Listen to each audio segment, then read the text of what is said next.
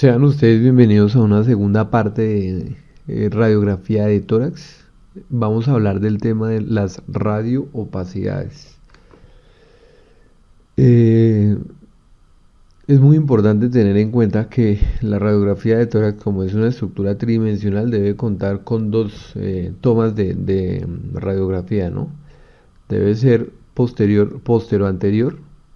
Si es mayor de 5 años, se debe tomar postero-anterior para evitar que se magnifique la silueta cardíaca. Y si es menor de 5 años de edad, el paciente se debe tomar antero-posterior, o sea, una AP. En el adulto normalmente tomamos dos proyecciones, la PA y la lateral izquierda. Este es nuestros poros, los canales de Martin que comunican los bronquiolos con los bronquiolos, el canal de Lambert que es el bronquiolo con el alveolo, y los poros de Kohn que comunican el alveolo con el alveolo. Si bien esto permite comunicarse para fines fisiológicos, el aire pase de una estructura o de un acino al otro acino, también cuando existe enfermedad, va a permitir que la enfermedad se disemine. Por ejemplo, si tiene una neumonía, va de un lado al otro lado. Por ejemplo, si tiene un edema pulmonar por la agua, está ocupado el alveolo, por ejemplo, por agua, va a permitir que este pase de un lado al otro. Por ejemplo, si tiene una enfermedad como una proteinosis alveolar, también va a permitir lo mismo. Por ejemplo, si se llena de comida el alveolo, en el caso de una broncoaspiración, va a permitir que se pase de un lado al otro, etcétera, etcétera, etcétera. Cualquier cosa que logre ocupar el alveolo puede generar, se puede diseminar de uno al otro. Ese concepto se conoce como la tendencia a coalescer, la tendencia a agruparse. Cuando se tiende a agruparse, a coalescer, es una característica típica de la ocupación alveolar. La otra estructura que tenemos que tener en cuenta es el lobulillo pulmonar secundario. El lobulillo pulmonar secundario se ve mucho mejor en el TAC, en la radiografía de tórax muy probablemente no se va a ver, pero en el TAC, a menos de que tenga una enfermedad muy manifiesta como una fibrosis pulmonar, pero en la tomografía es donde se va a encontrar.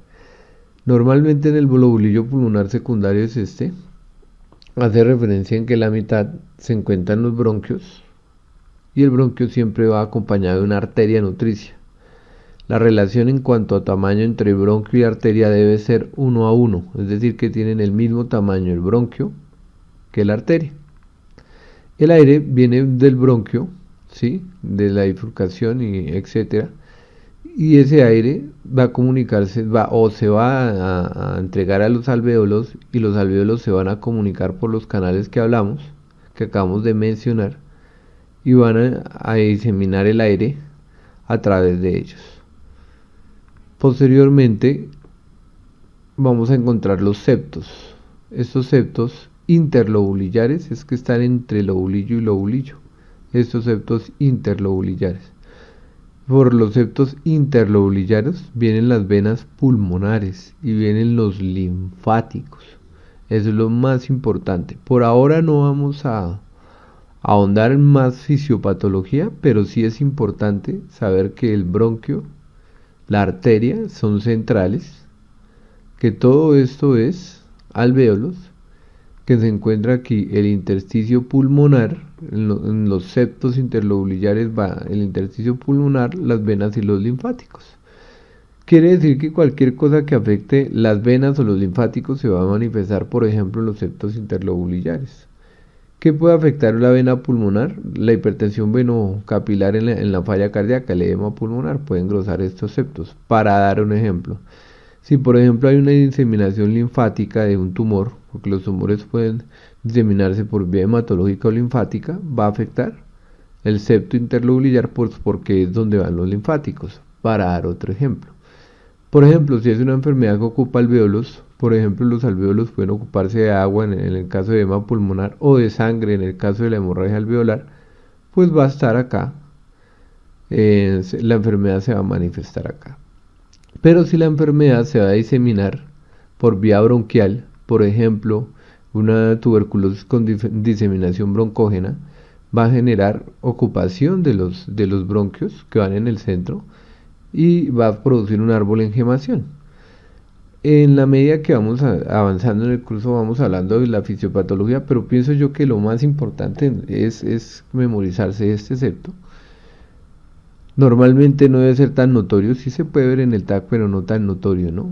Este ya está, por ejemplo, muy engrosado, este es el lobulillo pulmonar, este sería los segmentos, ¿no? Este sería los septos interlobulillares, mírenlos acá.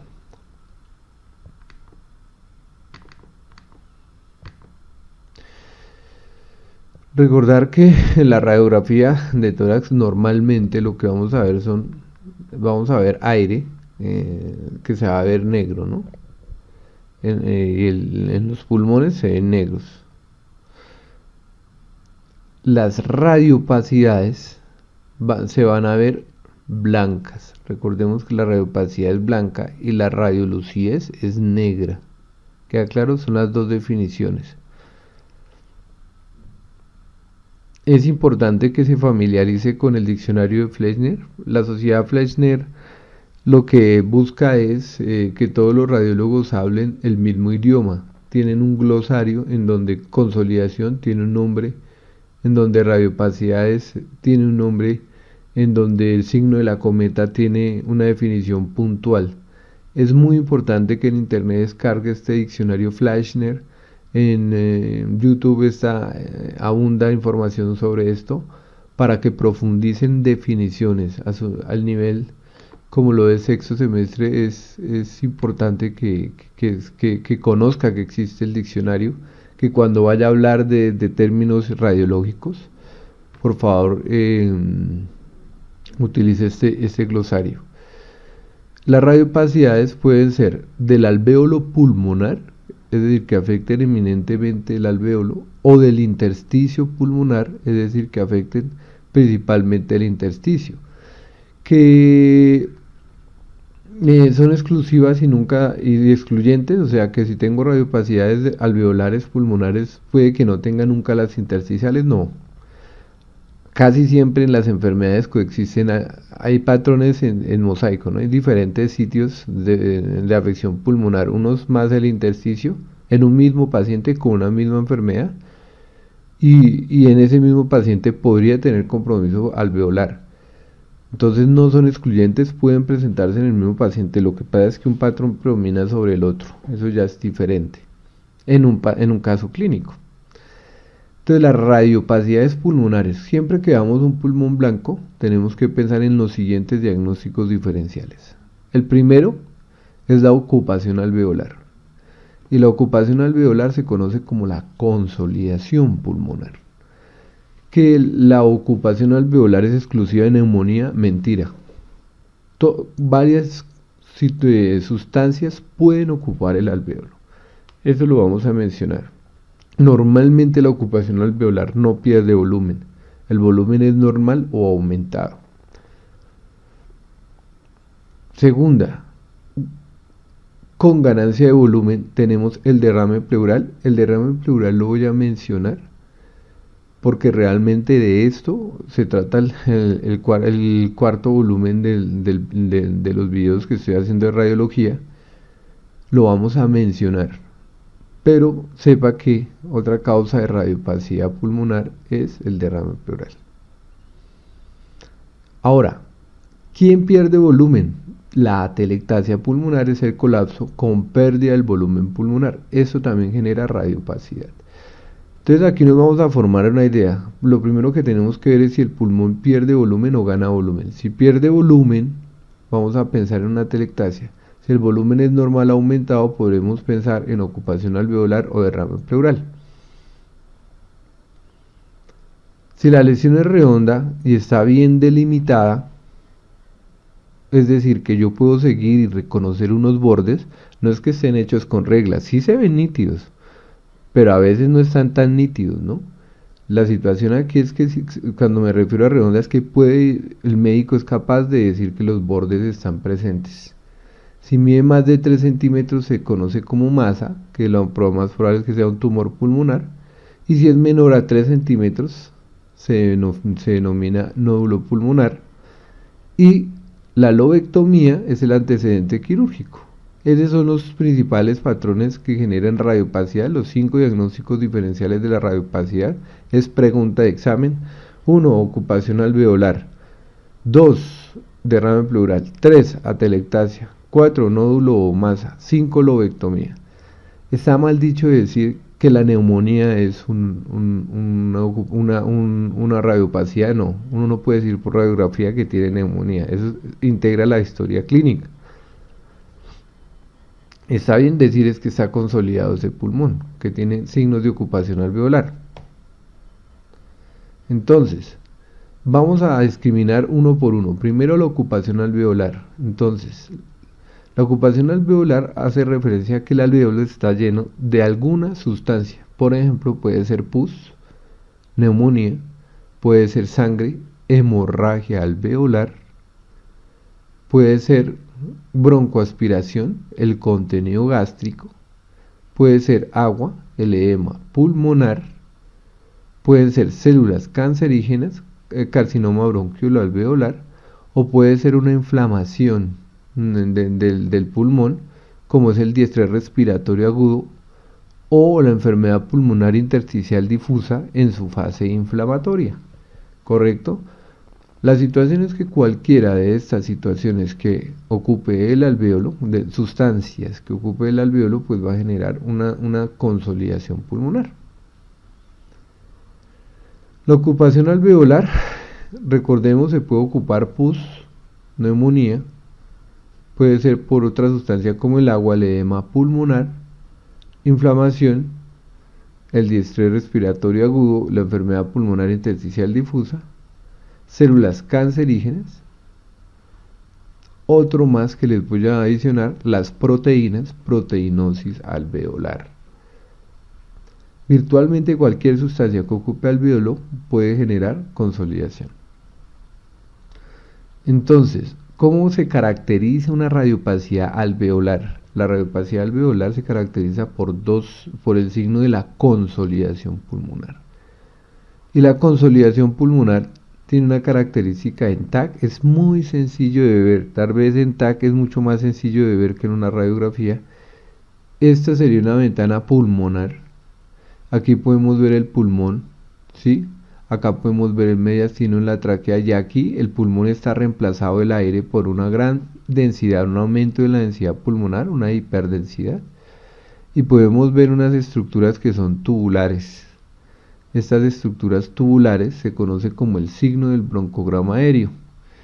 Y hace referencia, aquí viene las estructuras tubulares ramificadas, negras, de color negro, si hay hipodensas, porque estamos hablando de un TAC.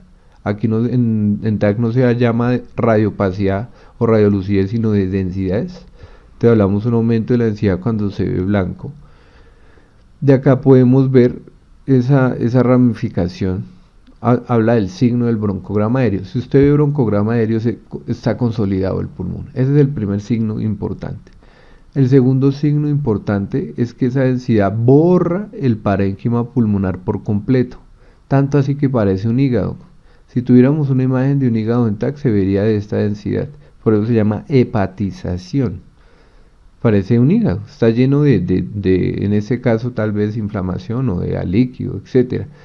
Pero acá podemos ver que este tiende a coalescer, tiende a agruparse. Aquí ya está completamente agrupado, pero acá siguen por los poros de Kohn llamando más estructuras alveolares. Si esto avanza por los canales, se van a terminar diseminando la enfermedad por acá. Entonces, si borra completamente el parénquima pulmonar, que no permite ver a través de la densidad, y tiene estas estructuras tubulares del broncograma aéreo, hablamos de la consolidación pulmonar.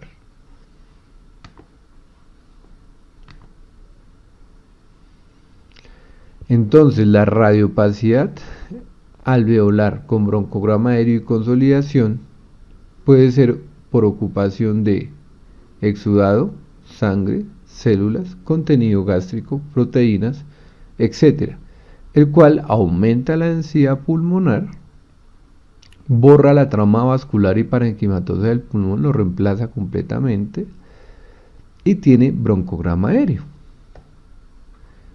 Ahora, ¿cómo vemos esta misma radiopacidad que acabamos de mencionar en una radiografía de tórax? ¿Cómo se vería la consolidación en una radiografía de tórax?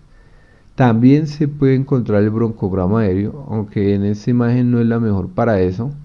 Sin embargo, acá podemos observar algo de una estructura tubular ramificada en esta zona, ¿correcto? Podemos observarla en esta zona. Broncograma aéreo, siempre hay que buscarlo. Podemos encontrar acá, al parecer parece que hay una estructura tubular, pero no es tan evidente como en el TAC. En algunas se permite ver muy fácil.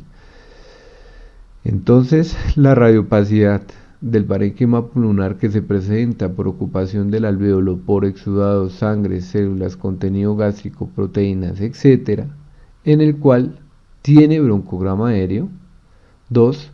Tiende a coalescer, a agruparse, si se dan cuenta que ahí está ya esto muy consolidado, pero aquí por medio de los canales de Lambert, seguramente los poros de Kohn, todos estos van a ayudar a agruparse, a reclutar, se está yendo la infección o lo que esté afectando a nuestro paciente está trayendo más células alveolares y se está agrupando esta zona, tiende a coalescer.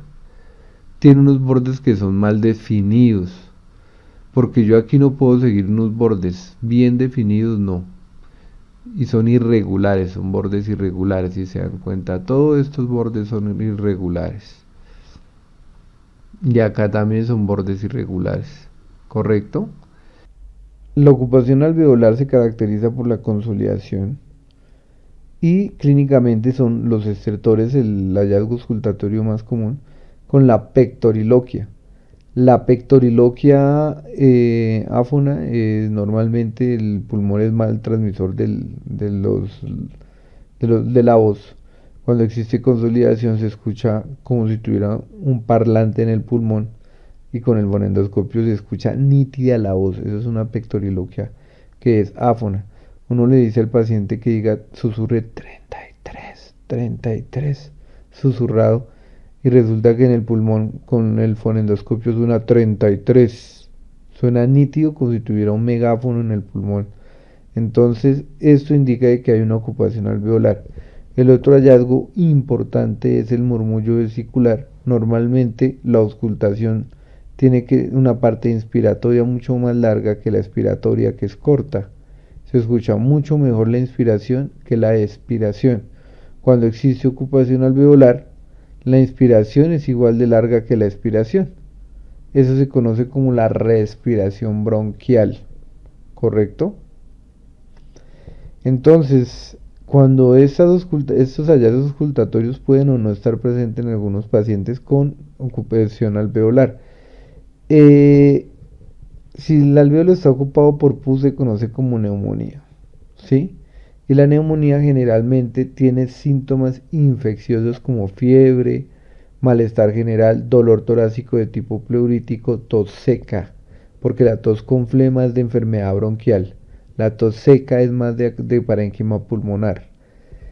Agua es el edema pulmonar. Si es el edema pulmonar, pues tiene falla cardíaca, síntomas de falla cardíaca, síndrome hematoso. Proteinosis alveolar. Generalmente la proteinosis alveolar se caracteriza por síndrome constitucional, astenia, anemia. Es un cuadro más bien subagudo de 2-3 meses de evolución, pérdida de peso. Disnea es la principal manifestación. Si está ocupado por sangre se conoce como hemorragia alveolar. Esto es la hemorragia alveolar pulmonar. Se puede presentar en el lupus eritematoso sistémico o en las vasculitis sistémicas como el síndrome de la polingelitis microscópica, el Churg-Strauss o la micropan. Todas estas hemorragias alveolares son enfermedades graves. El paciente se manifiesta con tos con expectoración con sangre, que se conoce como hemoptisis. La diferencia con hemoptóica es que es hemoptóico, un esputo hemoptóico son pintas de sangre, poquita sangre. Y hemoptisis, eso sí es sangre franca, con coágulos. Tanto así que la hemorragia alveolar el paciente se puede anemizar y requerir transfusión hemática. Inflamación, el SRA, diferentes grados de dificultad respiratoria con compromiso en 4 cuadrantes. O la enfermedad pulmonar intersticial difusa, que hay muchísimas EPID en su fase inflamatoria. La manifestación de ambas es la disnea.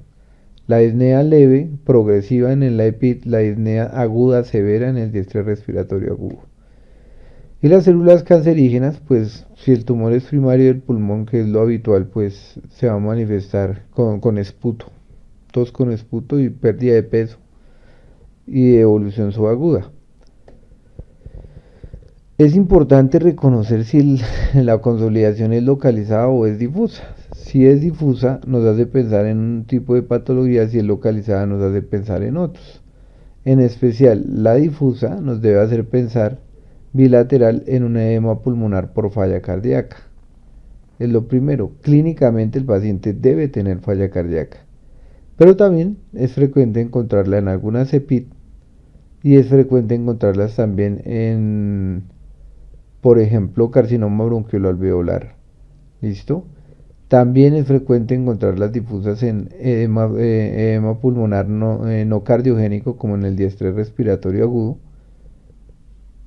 Se puede encontrar bilateral también en la proteinosis alveolar y se puede encontrar en la hemorragia alveolar pulmonar. Son tal vez las causas más importantes de compromiso bilateral. Y localizado, lo más común es que sea compromiso por neumonía. La neumonía en lo absoluto puede dar una ocupación bilateral, ¿no? Sí, también la puede dar. Cualquiera de las entidades que hablamos pueden dar compromisos localizados, pero lo más común es, o generalizados, pero lo más común es lo que acabo de mencionar. Bueno, ¿qué es el vidrio esmerilado en un TAC? El vidrio esmerilado en un TAC es un aumento en la densidad pulmonar, como en este caso. Aquí está el pulmón normal, que se ve negro, y aquí se alcanza a ver algo blanco, pero no tan blanco como en la consolidación. Entonces es un aumento tenue de la densidad pulmonar que no logra borrar completamente el parénquima pulmonar. Cuando hablamos no logra borrar completamente, es porque alcanzo yo acá a ver los septos, ¿sí? Alcanza a ver acá algunos bronquios. Lo que no alcanzaba a ver en la consolidación, que me lo borraba completamente, el hígado me lo reemplazaban parecía una imagen similar al hígado de hepatización. Acá no podemos ver eso. Acá vemos solamente un aumento tenue y se puede ver algunas estructuras pulmonares. ¿Por qué se presenta? Porque es una ocupación parcial del alvéolo, es un paso antes a la consolidación. Pero también puede ser por compromiso intersticial. Acá el compromiso intersticial puede ser de la misma importancia que el compromiso alveolar. Y puede coexistir con consolidaciones. No es raro, por ejemplo, la infección por el nuevo coronavirus, no es raro que tengan compromiso de vidrio esmerilado alternando con consolidación en parches. No es raro ver eso. Y aparte de eso, puede tener broncograma aéreo, que para este ejemplo no tiene, pero lo puede tener. Entonces, el vidrio esmerilado, lo más importante es una densidad que no borra parénquima pulmonar en forma completa. Eso es lo más importante. El vidrio esmerilado en la radiografía, como se puede observar, es un aumento de la densidad pulmonar, es una radiopacidad pulmonar. Acá vemos una radiopacidad pulmonar que no borra completamente el parénquima, porque alcanzamos a ver algunas estructuras, en este caso la trama broncovascular se alcanza a ver bien a través de ella. Las causas principales son muchas, pero las dos causas principales es la neumonía viral, la neumonía por influenza o la neumonía por el nuevo coronavirus, se puede observar así. Y si el paciente tiene VIH, la neumonía por hongos, como la neumocistosis pulmonar.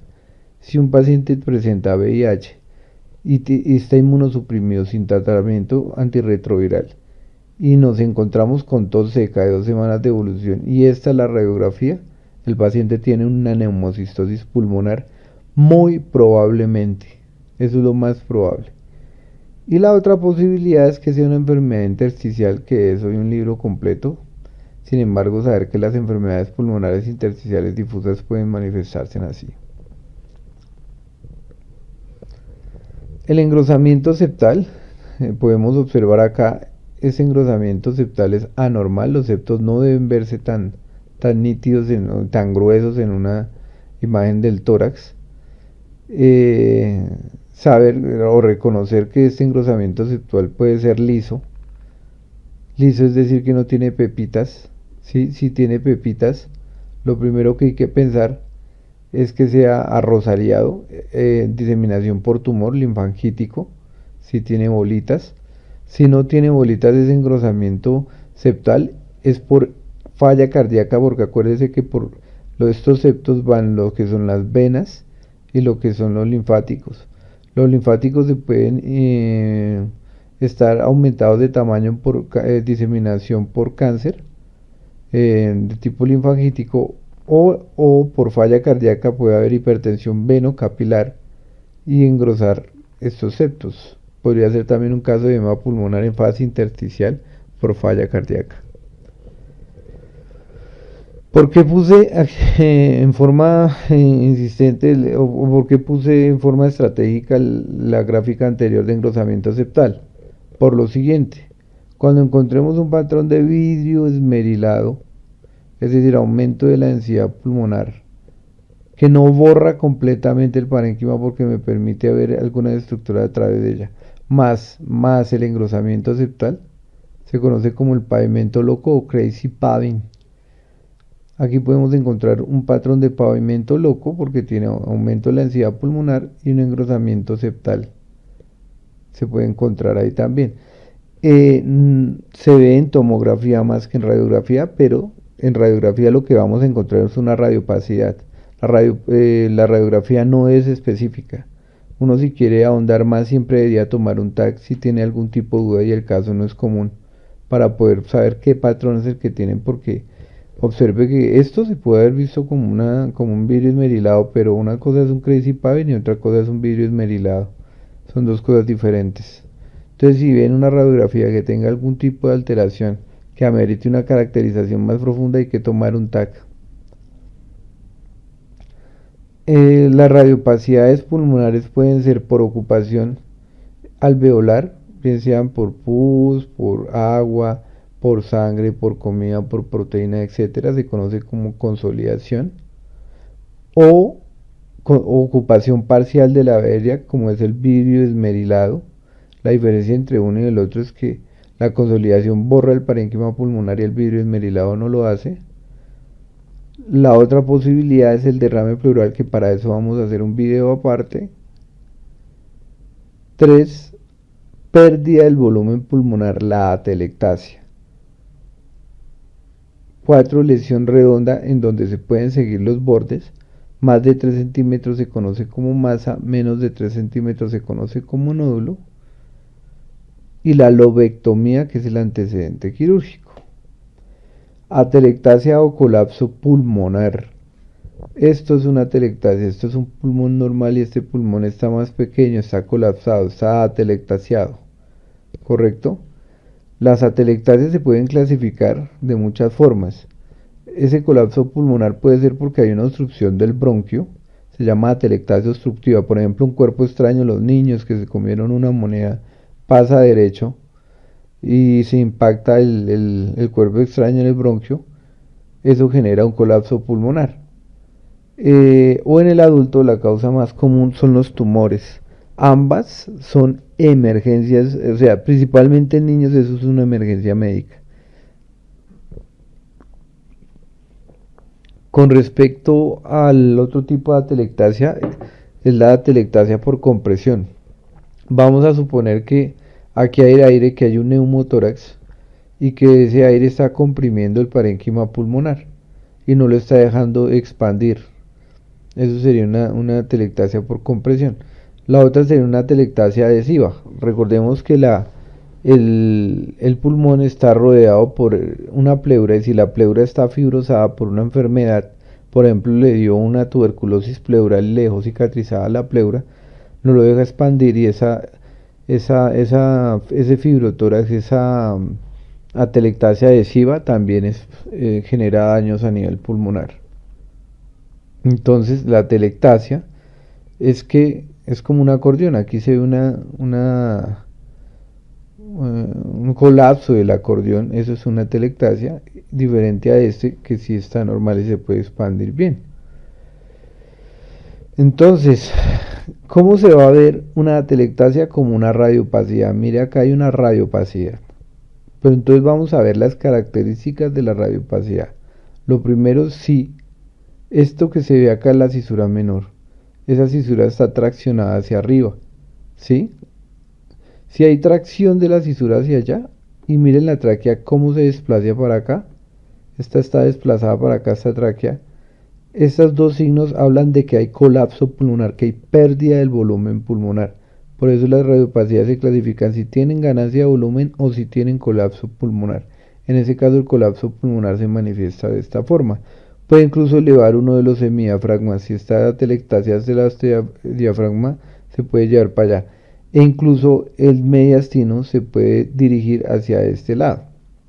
Se puede traccionar también para acá como lo hace la tráquea en este ejemplo. Esto se conoce como el signo de la S de Golden. Esta S de Golden se llama S porque se parece a una S, ¿sí? Y es secundario a un tumor que está aquí en estas localizaciones, está obstruyendo. Casi siempre que encuentren eso es un tumor que está obstruyendo a este nivel. Hay que complementarlo con un TAC para mirar contrastado para ver si tiene un tumor o no. Otro ejemplo, tenemos acá esta columna del signo de Lutz-Flicher. Podemos observar acá el mediastino y podemos encontrar acá el pulmón que está atelectasiado y aquí podemos encontrar una columna de aire. Esa columna de aire que está entre el mediastino y el pulmón atelectasiado se conoce como el signo de Lutz-Flicher, ¿correcto? Podemos observar que todo el cardiomediastino está traccionado hacia el lado de la radiopacidad y este pulmón es mucho más pequeño que este. De hecho, el hemidiafragma derecho debe ser más alto que el izquierdo, ya aquí no se ve ni siquiera el hemidiafragma, parece estar más bien elevado el izquierdo, con la burbuja gástrica traccionada hacia arriba. Esta es una radiopacidad con pérdida del volumen porque está traccionando todas las estructuras hacia allá. Eso es una atelectasia. Síndrome de pulmón blanco con atelectasia. Aquí podemos encontrar el mismo signo visto en otro lado. Podemos encontrar, por ejemplo, que este pulmón es más grande que este, y lo sé porque los espacios intercostales están acá.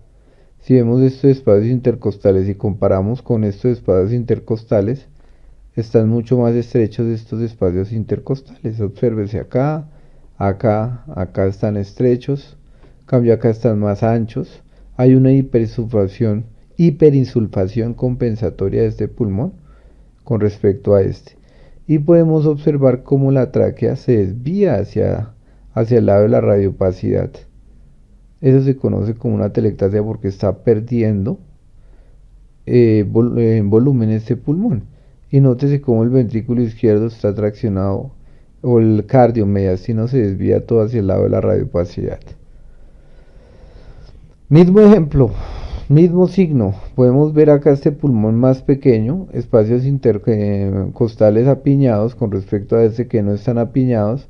Nótese que hay una tracción de la tráquea hacia el lado de la radiopacidad. Mismo ejemplo, en esta atelectasia podemos observar cómo hay una tracción del hemidiafragma, hay una elevación del hemidiafragma más que el otro, y hay una tracción de la cisura, se ve triangular como en pico. Aquí hay un signo que se conoce como el signo de pico yuxtafrénico. Este pico yuxtafrénico que está acá habla de una atelectasia del ápice pulmonar. Aunque aquí no se vea la atelectasia, este paciente la tiene porque está con el signo del pico yuxtafrénico y es un signo de atelectasia. En el TAC hay una imagen que se conoce con el signo de la cometa, que es de atelectasia. Las atelectasias pueden ser lineales, triangulares y redondas. En este caso hay una atelectasia que es redonda con una cola de cometa. Ese signo de cola de cometa, que son esas irradiaciones que se dirigen hacia el ilio y que emanan de la radiopacidad, en este caso de la hiperdensidad, se conoce como atelectasia redonda. Es difícil diferenciarlas de tumores, pues por lo que son redondas. Entonces, radiopacidades pulmonares, ocupación alveolar, consolidación, si es total, si es ocupación parcial, vidrio esmerilado. Ganancia de volumen, derrame pleural, le dedicamos un video aparte. Tercero, pérdida de volumen, vimos la atelectasia y cómo reconocerla. Ahora vamos a hablar de las lesiones redondas y delimitadas. Masa, si tiene más de 3 centímetros, nódulo, si tiene menos de 3 centímetros. Y con respecto a la lobectomía, pues el antecedente quirúrgico genera una radiopacidad similar con algunos signos de atelectasia. Y lo más importante es la historia clínica, porque va a encontrar la cicatriz de que lo operaron del pulmón. Y ese antecedente hay que anotarlo, porque si no va a ser muy difícil poder llegar a ese diagnóstico. Si hay antecedente de lobectomía, se podrían ver algunos grapas, algunos hilos de la radiografía, pero es importante anotar en la historia clínica, en la toma, en la solicitud, de que el paciente tiene antecedente de que se les trajo un segmento pulmonar, por ejemplo. Nódulo pulmonar. Primero, ¿qué es un nódulo pulmonar? Es una lesión redonda de bordes definidos que no se asocia a atelectasias o adenopatías y que tiene menos de 3 centímetros.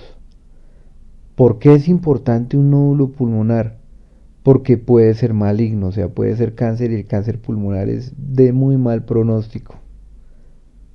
Por ejemplo, una lesión de 3 centímetros o más se conoce ya como masa pulmonar, no como nódulo, porque es maligna en el 90% de los casos. Y dependiendo del tumor pulmonar, pero es curativo, con intención curativa, hasta 5 centímetros. O sea que el margen terapéutico es bastante estrecho. Nódulo pulmonar, una perla. Entonces, ¿me puedes recordar la diferencia entre nódulo y masa pulmonar? Porque los dos tienen los bordes de fácil de reconocimiento, pero ¿cuál es la diferencia puntual? El tamaño. Menor a 3 centímetros nódulo, mayor a 3 centímetros es una masa. ¿Qué hago cuando me encuentro con un nódulo pulmonar de médico de atención primaria? Ese paciente lo tiene que remitir, pedirle un TAC de tórax contrastado y remitirlo al médico neumólogo para que él se haga cargo del caso. Entonces, ¿cuál es la probabilidad de que, o qué factores tengo que anotar yo en la historia clínica para mirar si hay probabilidad de malignización o no? Primero, el tamaño. Si el tamaño es menor a 1.5 centímetros, el riesgo es bajo de cáncer. De 1.5 a 2.2 es intermedio y mayor a 2.2 es alto. Si es menor de 45 años, si es de 45 a 60 años, el riesgo es medio, y si es mayor de 60 años, el riesgo es alto. Si abandonó el tabaco hace más de 7 años, es de bajo riesgo.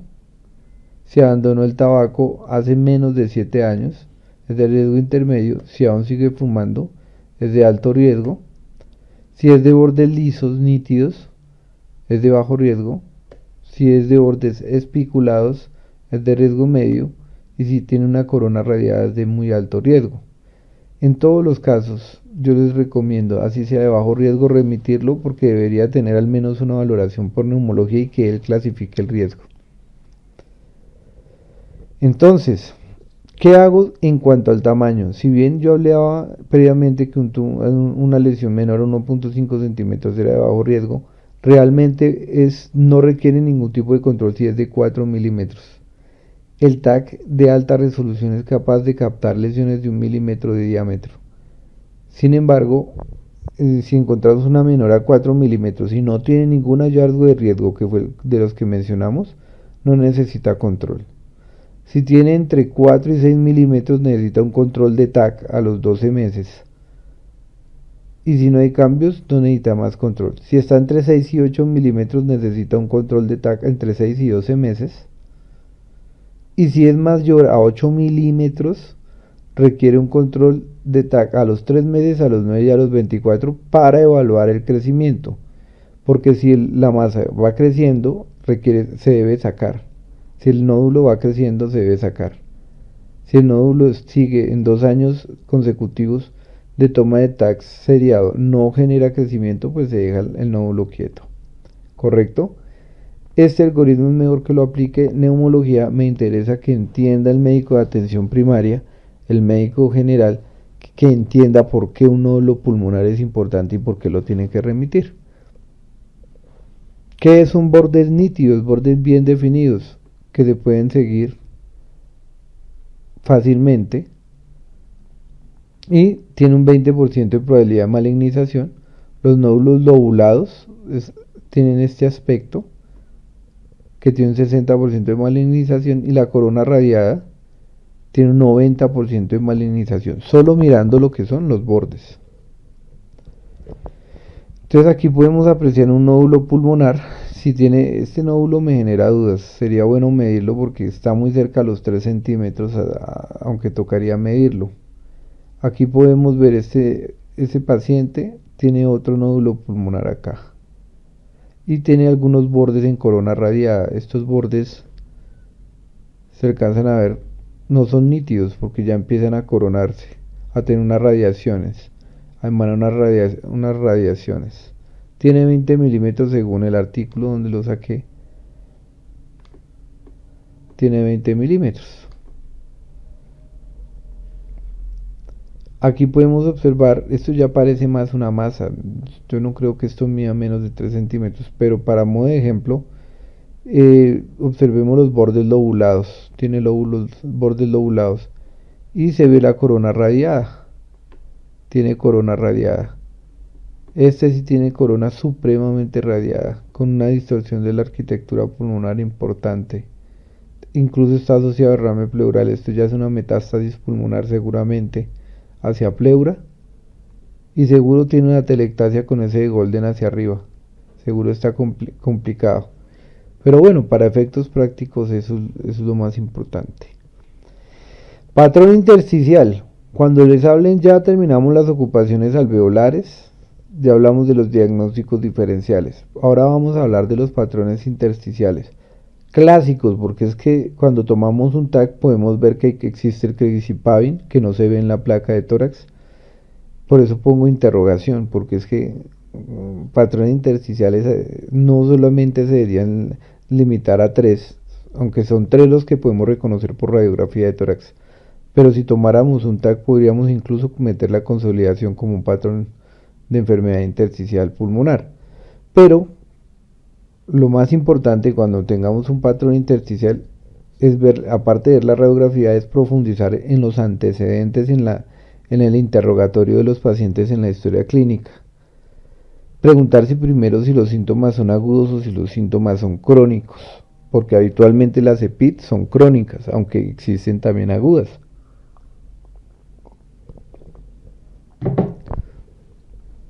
2. Si tiene antecedentes de exposición, por ejemplo, exposición a polvos orgánicos.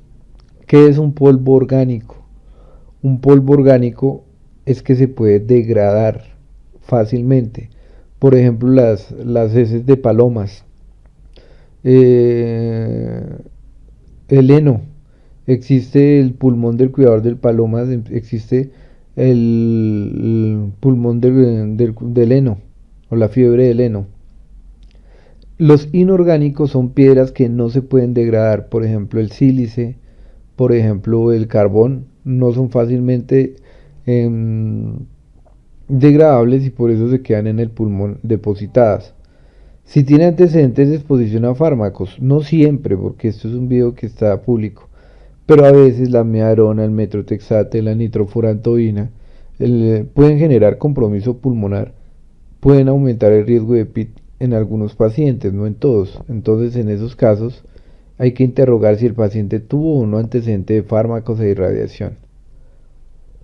Si tiene una enfermedad autoinmune, por excelencia la enfermedad autoinmune y la esclerosis sistémica progresiva, la escleroderma, es la enfermedad que más comúnmente y se asocia a fenómenos de Raynaud. Pero el lupus eritematoso sistémico compromete más serosas. Otra enfermedad que afecta al pulmón sería la dermatomiositis o la polimiositis.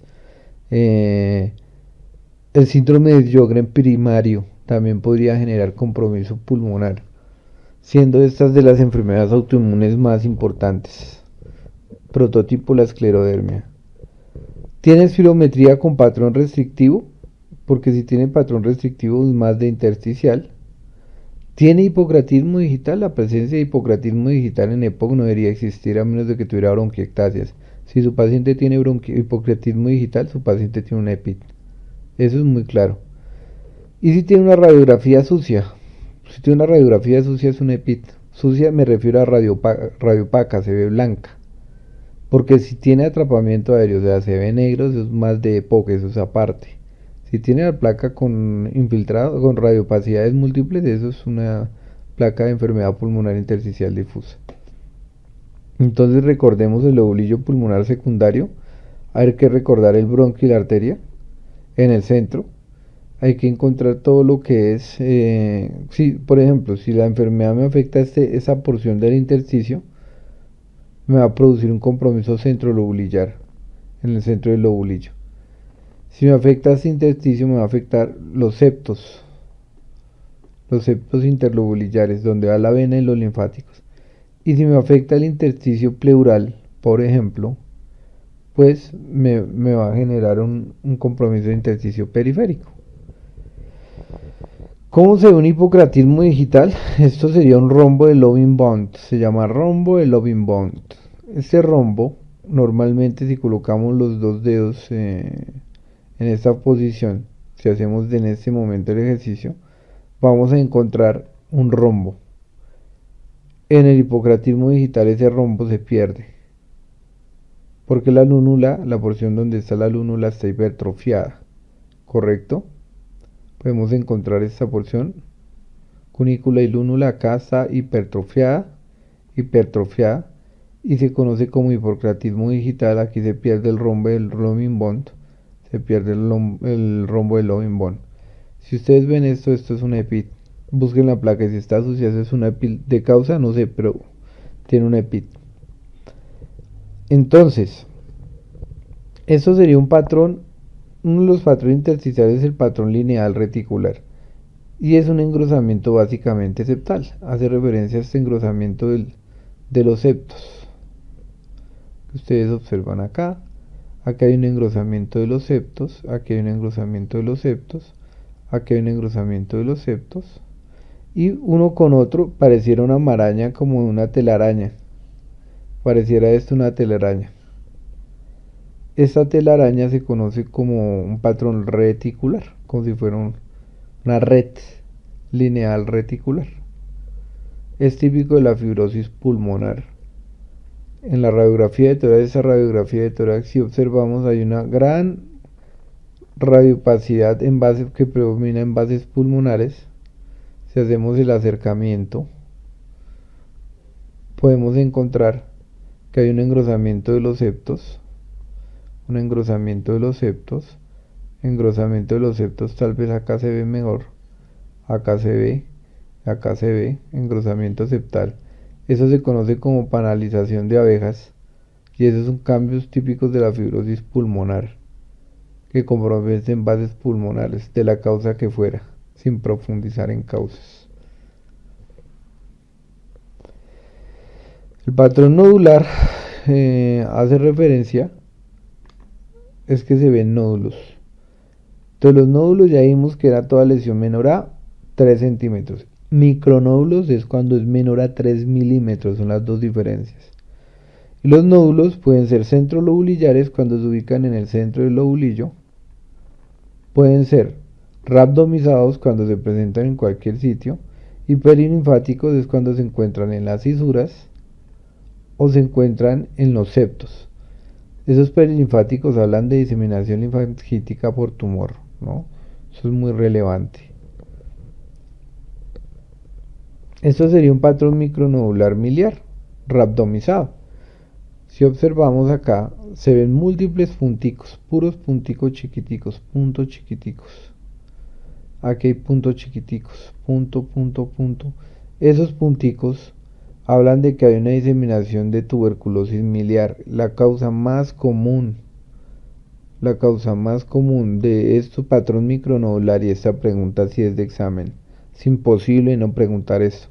¿Cuál es la causa de patrón micronodular? La principal es la tuberculosis pulmonar de diseminación miliar. Y la razón es muy sencilla, la mayoría de tuberculosis deben esperar la confirmación microbiológica para iniciar tratamiento, pero hay dos que se tratan empíricamente por su alta tasa de letalidad y su difícil diagnóstico, que son la meningia. Si sospecha tuberculosis de meningitis, toca tratar, y si tiene patrón miliar como en este, toca tratar. ¿Cuál es el diagnóstico diferencial de un patrón miliar de estos? La histoplasmosis pulmonar, que la tuberculosis y la histoplasmosis son muy similares. Si observamos acá ahora, vemos muchos punticos, una placa que es sucia, pareciera que tuviera vidrio esmerilado sobre un fondo de punticos chiquiticos. Ese puntico, a esto por ejemplo yo le tomo siempre un tacar, porque es difícil saber qué hay. Pareciera tener un patrón micronodular fino, y en el tacar se ven el compromiso nodular, pero sin embargo acá por ejemplo alcanzamos a ver algunos nódulos. Esto es un material de monitorización externa. Entonces también puede ser un patrón lineal, pero este patrón lineal alterna con punticos, puntos. Vamos a buscar puntos acá. Por ejemplo, acá hay un punto, aquí hay otro punto, aquí hay otro punto. Es un patrón nodular, nodular, nodular, nodular. Esto es un puro patrón micronodular también, con algunas líneas, patrón lineal nodular, porque pueden estar reticular nodular, etc. Pero acá lo más importante es que se ve un patrón con punticos. Es un patrón micronodular porque los punticos miden menos de 3 milímetros y están aleatorios en cualquier punto. Diagnóstico: tuberculosis. Vamos a hacer ejercicios que mis estudiantes han solicitado. Profe, un poquito de ejercicios, yo los escucho y vamos a hacer ejercicios. Vamos a describir esta radiografía de tórax, por favor.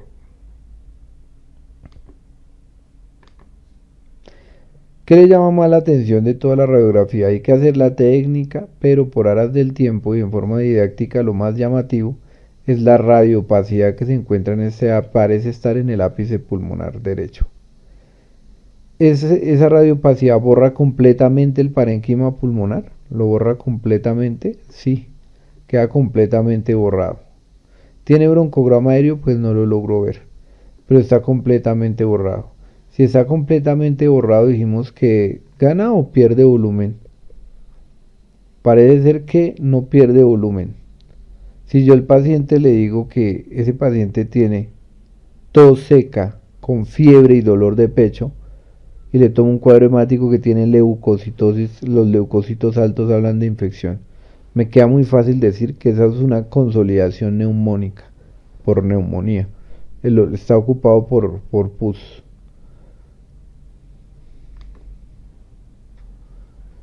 Mismo ejercicio, misma radiografía. Vamos a ver, existe una radiopacidad, sí. Borra completamente el parénquima pulmonar, sí. Incluso remarca, está delimitada solo al lóbulo superior, porque mire que no coge no toma no sobrepasa la cisura menor. Pero este paciente previamente sano hace 2 horas, no tenía absolutamente nada, y estaba haciendo un arreglo en su casa y se cayó desde un segundo piso y tuvo un trauma en el tórax derecho. Previamente sano, no tenía absolutamente nada. ¿Ese paciente tiene una neumonía? No, ese paciente lo que tiene es un trauma pulmonar con una contusión pulmonar. Por eso les digo que la radiografía es para describir y la clínica es lo que nos dice qué tiene el paciente. A veces sí hay diagnósticos como la tuberculosis miliar, que es muy fácil por la radiografía. Pero en este caso particular, ahí es que ver qué tiene el paciente, porque si le dicen que estaba sano y hace 2 horas se cayó y se pegó en el pecho, pues lo que tiene es un golpe en el pecho, tiene una contusión pulmonar. Por favor, hagamos el ejercicio con esta radiografía. Es una radiopacidad difusa. Esa radiopacidad difusa permite ver algunas estructuras del parénquima pulmonar, sí. Si lo permite ver, hablamos de vidrio esmerilado difuso en ambos lados, sobre un patrón muy pequeñito que se alcanza a ver de puntos. Se alcanza a ver algunos puntos. Pareciera tener un vidrio esmerilado con patrón micronodular, que son unos punticos chiquiticos que se alcanzan a ver ahí. Unos punticos chiquiticos aleatorios, muchos, de hecho. Si este paciente se presenta y además de eso le complemento la historia que tiene VIH como inmunosupresión, tos seca de 2 semanas, leve disnea y es oligosintomático, generalmente no se quedan tanto, a este paciente yo le tengo que hacer un TAC y mirar qué predomina. Si tiene patrón micronodular es una tuberculosis. Si predomina el vidrio esmerilado es una neumocistosis pulmonar. Misma radiografía que les acabo de mostrar, pero el paciente no tiene VIH, pero tiene este patrón que es en vidrio esmerilado. Es la misma radiografía que acabamos de analizar. Y le digo que el paciente de 2 semanas para acá viene tosiendo y expectora abundante sangre. De hecho, en lo que va a la mañana de evolución, estamos recolectando la sangre que tose, que es lo que se debe hacer, y ha eliminado 1 litro de sangre. Imagínense 1 litro de sangre por el pulmón, eso es muy grave. Y le han puesto sangre ya en esta hospitalización 2 veces por anemia y no tiene sangrado externo evidente diferente a la tos con sangre. ¿Qué tiene este paciente con esta radiografía? Tiene una hemorragia alveolar pulmonar. Entonces, lo que tenemos que aplicar es la clínica, la radiología, y el objetivo de este curso es que usted aprenda a escribir. Aprenda a describir la terminología. No que diagnostique por medio de radiografía, porque eso ya está, para eso está la historia clínica. Misma radiografía del paciente anterior. Vemos acá un vidrio esmerilado porque permite ver las estructuras a través de ella y es una radiopacidad. Que sobre eso podría haber un patrón nodular, sí. Micronodular, sí. Pero este paciente consulta previamente sano y 1 semana para acá empezó agudamente con cuadro gripal fuerte, fiebre, malestar general, dolor de huesos, tos seca, tiene una gripa fuerte, dolor de garganta, y el motivo de consulta, o lo que ya se puso en matrimonio en la droguería, que le ponen esteroides, le ponen diclofenaco, hasta los vacunan con algo que no logro saber qué es que lo vacunan en una farmacia. La situación es que el paciente llega, ¿sí? Porque está ahogado, tiene mucho ahogo. Ese fue el motivo de consulta. Le toman esa radiografía, lo más seguro es que ese paciente tenga una neumonía viral, que es lo más común que tengan en vidrio esmerilado. Y seguramente es una influenza en situaciones habituales, pero en situaciones de pandemia, pues el nuevo coronavirus es lo más común y es evidente que se va a presentar así. Tengan muy en cuenta eso. Para terminar, vamos con algunos conceptos básicos. Con seguridad en la clínica se van a encontrar con muchos docentes que van a preguntarles qué es el signo de la silueta, ¿no? El signo de la silueta es cuando se borran los bordes de las estructuras. Por ejemplo, esto sería un signo de silueta positivo. Miren cómo se borran los bordes de las estructuras. Y si les preguntan, bueno, ¿y por qué se presenta el signo de la silueta? Es porque 2 estructuras diferentes, por ejemplo, aquí hay una estructura diferente, aquí hay una estructura diferente, se encuentran, o no se encuentran, sino están en un mismo plano, bien sea una delante de la otra o bien sea una detrás de la otra, pero estas tienen la misma densidad, o sea, tienen líquido ambas, por ejemplo. Eso genera que se pierda ese borde y va a generar el signo de la silueta. Entonces, aquí se pierde el borde de la aurícula derecha. Aquí no se pierde el borde de la aurícula derecha, luego aquí no hay, es un signo de la silueta negativo. ¿Por qué yo insisto en la aurícula derecha? Porque aquí queda, si se pierde el borde de la aurícula derecha, nos localiza la radiopacidad en el lóbulo medio. Será una neumonía del lóbulo medio. Acá lo que se pierde es el diafragma, el lomo diafragmático, está haciendo unas siluetas con el diafragma. Si se pierde el lomo diafragmático, uno podría pensar que la radiopacidad está en la base pulmonar, ¿correcto? Otra posibilidad es que se pierda aquí la línea paratraqueal derecha. ¿sí? Si se pierde esta silueta paratraqueal derecha, hablaríamos de ápice pulmonar. Sería una silueta de que lo ubica uno en el segmento pulmonar superior, o en el lóbulo pulmonar superior, disculpe. Aquí, por ejemplo, hay una radiopacidad. Aquí se borra completamente la aurícula derecha, ¿no? Yo alcanzo a ver la aurícula derecha. Alcanzo a ver parte del diafragma en esta zona también. Aunque aquí se pierde ya el diafragma, lo que lo hace uno pensar que está en la base pulmonar. ¿Qué es mejor para saber la localización? Mirar la radiografía lateral. La radiografía lateral sí es muy sencillo saber si está arriba, si está en el ápice pulmonar, en el lóbulo medio o en el inferior. Aquí se pierde el borde de la aurícula derecha, sí. Acá sí yo no logro saber discernir dónde está el bronquio. La aurícula derecha aquí se pierde por una radiopacidad. ¿Qué puede generar esta lesión? Los tumores por obstrucción. Puede generar una atelectasia del lóbulo medio o las neumonías.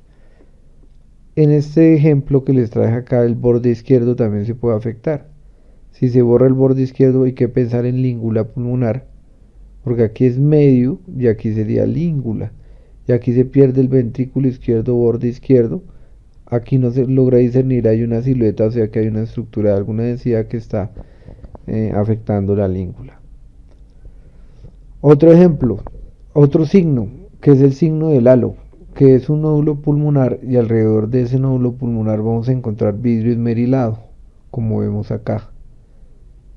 Ese signo del halo es muy común en lo que son los pacientes, o no muy común, sino se presentan pacientes que están inmunosuprimidos en quimioterapia por cáncer y lo produce un hongo que se llama la aspergilosis pulmonar.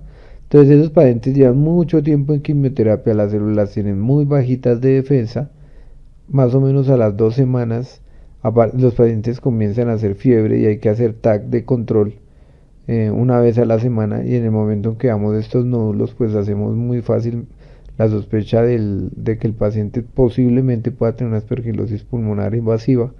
Aquí se ve también la aspergilosis y aquí también se ve la aspergilosis. Otra enfermedad que puede generar esto serían las metástasis del mismo tumor. Y el signo del halo invertido, pues es lo contrario. Es que el vidrio esmerilado está en el interior del nódulo y los bordes están más bien hiperdensos en el caso del TAC. El signo del halo invertido se describe en la neumonía criptogénica organizada. Bueno, hemos terminado las radiopacidades. Por favor, memorice. Por favor, descargue, le recomiendo en PDF, hay tal vez 10 hojas del diccionario Fleischner. Memorice las definiciones, es como cuando uno aprende a hablar inglés, tiene que conocer vocabulario. Entonces lo recomiendo que empiece a leer el PDF. Existe un video en este mismo canal para derrame pleural que complementa las radiopacidades. Le recomiendo verlo inmediatamente apenas termine este, porque si le va a dejar una idea ya completamente clara. Lo que pasa es que el derrame pleural es integral. Yo no le podía dar una sola imagen y ya no. Hay mucho que hablar de derrame pleural y para no hacerlo extenso de 2 horas el video preferí fraccionarlo. Muchas gracias por prestarnos atención. Nos vemos en el próximo video, que es de lesiones radiolúcidas pulmonares. Ya vimos radio opaco, lo blanco. Vamos a hablar ahora por qué un pulmón disminuye su densidad o aumenta su transparencia. Yo soy el profe Over y muchas gracias por ver los videos.